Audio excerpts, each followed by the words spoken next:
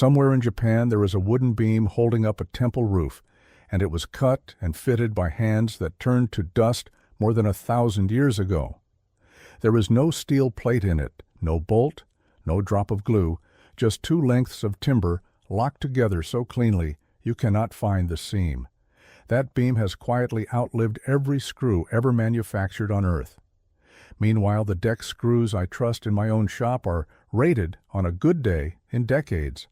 That gap used to keep me up at night. But the strangest part is not that the joint lasted. It is that we very nearly lost how to make it at all. I stood under one of those beams a few years back, tilting my head back like a tourist, and I felt something I did not expect. It was not admiration. It was closer to embarrassment. I had spent about 20 years building things with fasteners, and here was a splice older than my entire country, carrying tons of curved cedar roof over my head, and it did not need a single thing I had ever bought at a hardware store. No judgment here, by the way. I trusted screws for 2 decades. I am the last person on Earth who gets to look down on anyone for it. The joint I am talking about is called the kanawatsugi, which we would just call a locking scarf splice, a way to join 2 beams end to end so they behave like one solid stick. And at the very end of this video, I am going to walk you through the exact moment 2 halves of a kanawatsugi slide together and lock, plus the one thing about it that honestly still unsettles me every time I cut one. Stay with me, because that ending is the whole reason I made this. But first, I want you to understand why a joint like this even matters, and why anybody would bother when a box of screws costs a few dollars.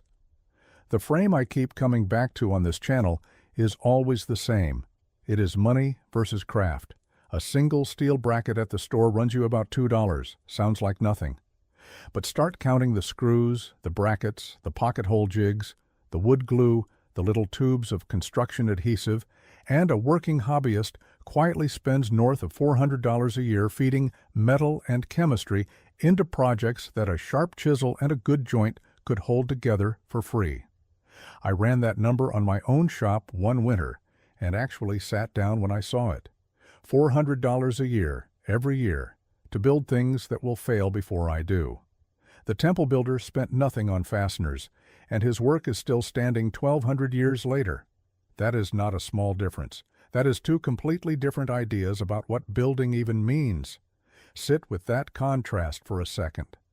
The most disposable thing in my shop, a screw, was the thing I trusted the most. The most permanent thing, the joint itself, was the thing I never learned.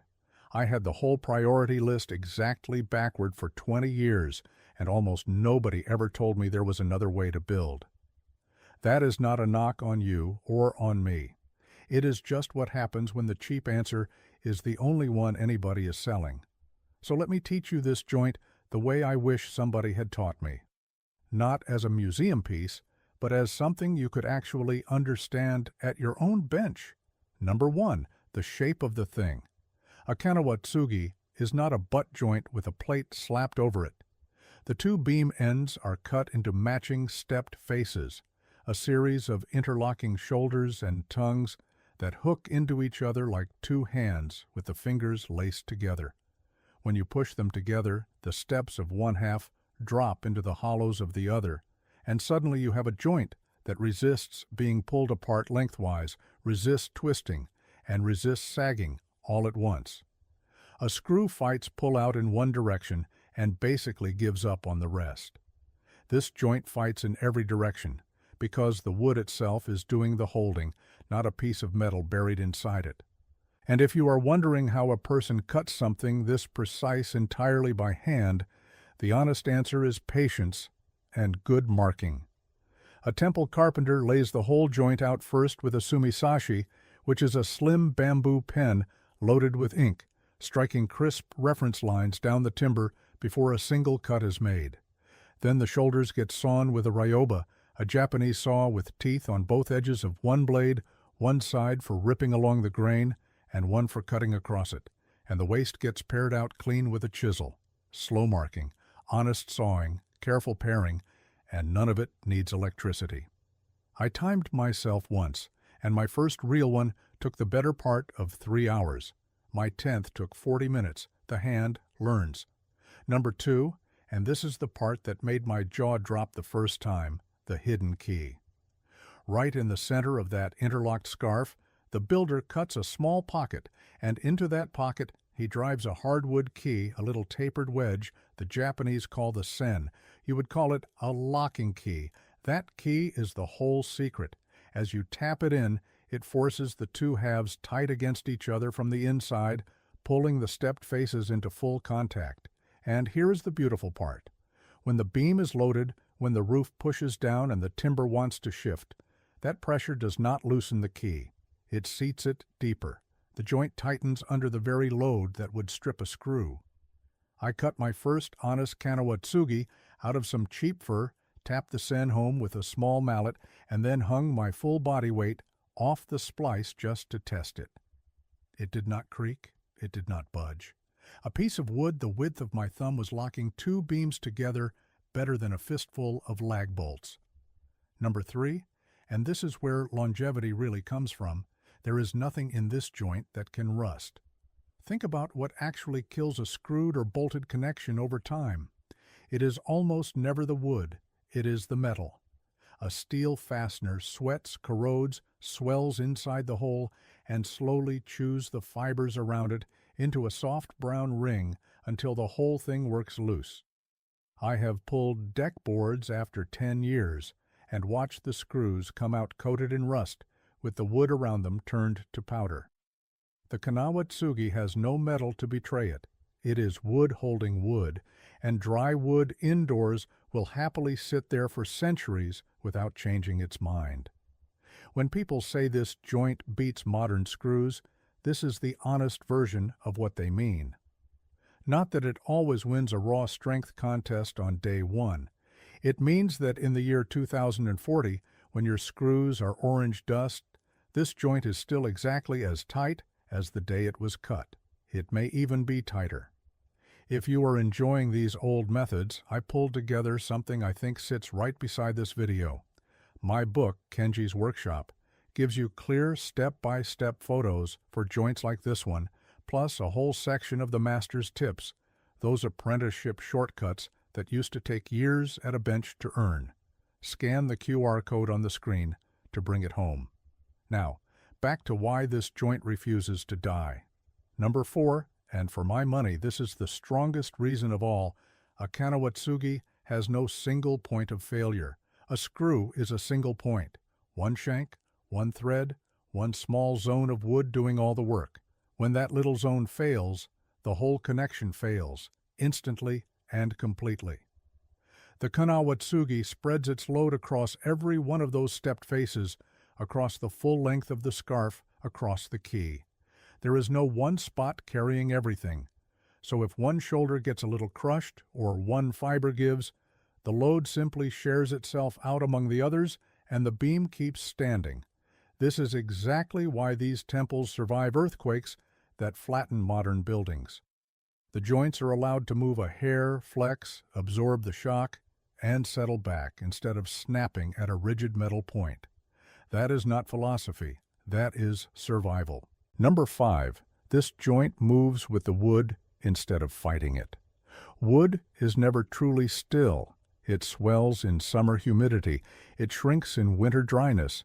It breathes with the seasons for its entire life.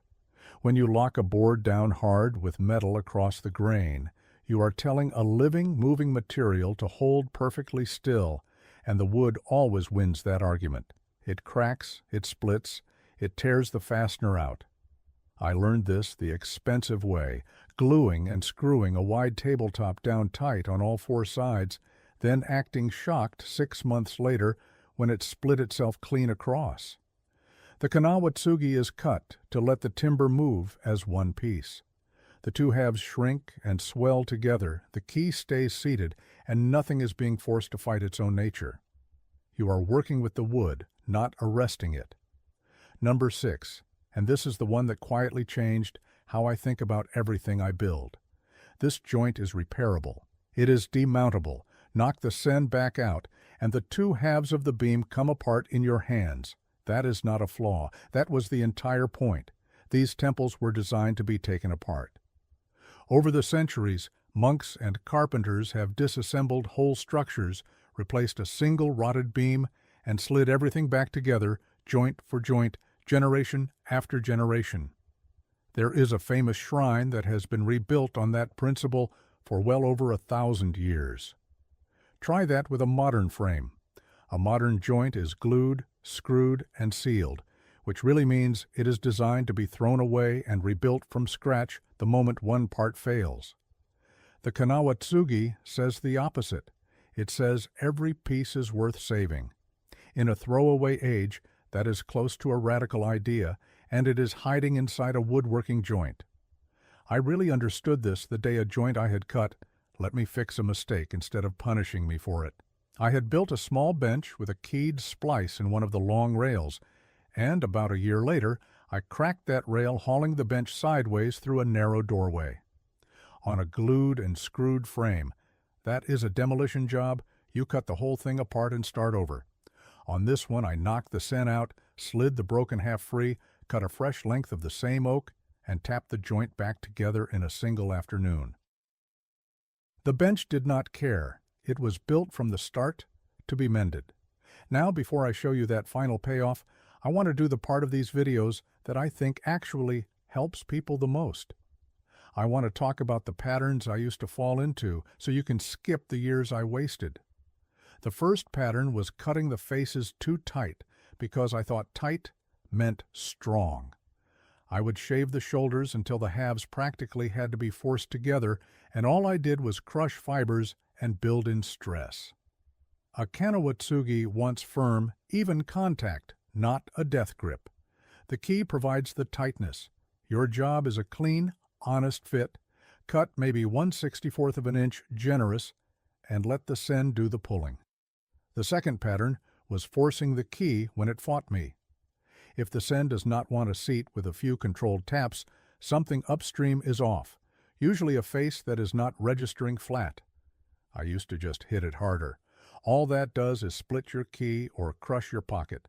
The wood is telling you something. Stop and check the faces.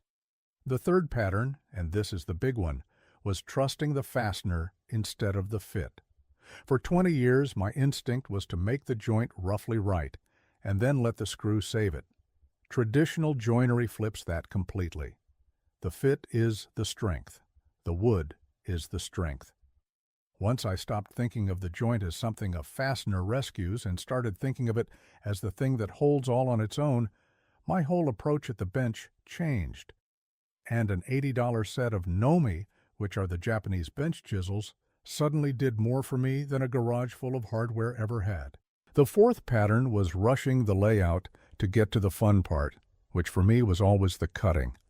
I would eyeball a line, tell myself it was close enough, and then burn an hour fighting a joint that 2 careful minutes of marking would have made easy. In this work, almost every problem you meet at the saw was actually born back at the pencil. Slow down where it is quiet, and the loud part takes care of itself. So here is the question that haunts me a little.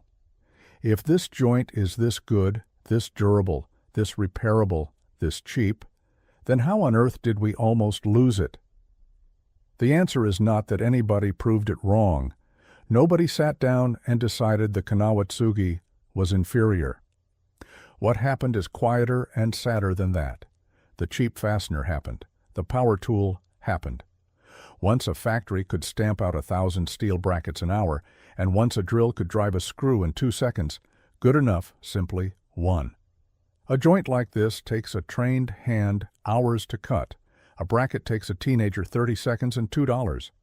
The market does not care that one lasts a decade and the other lasts a millennium.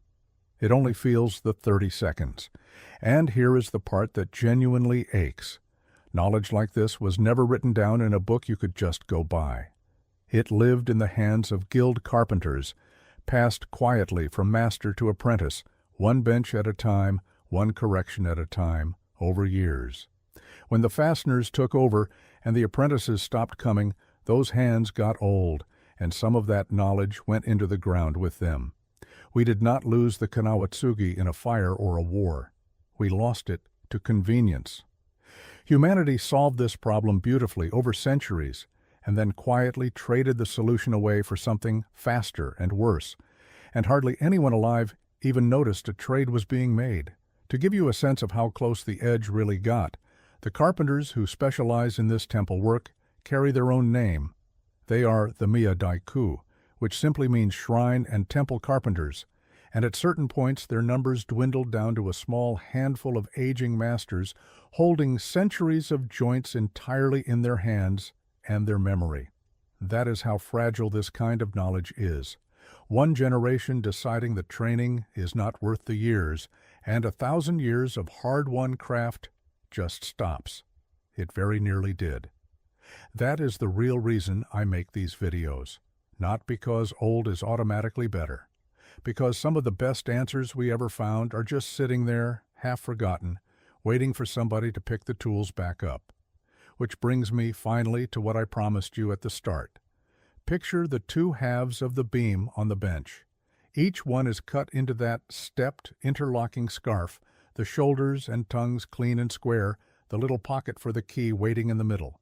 You bring the ends together, and for a moment they resist, catching on each other, feeling for their place.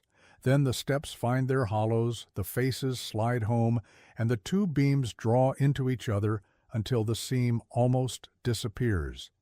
You set the sen into its pocket, and you tap.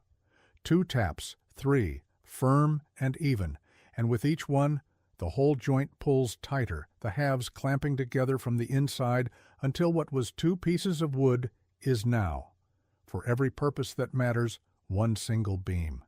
You run your thumb across the top, and you can barely feel where one ends and the other begins.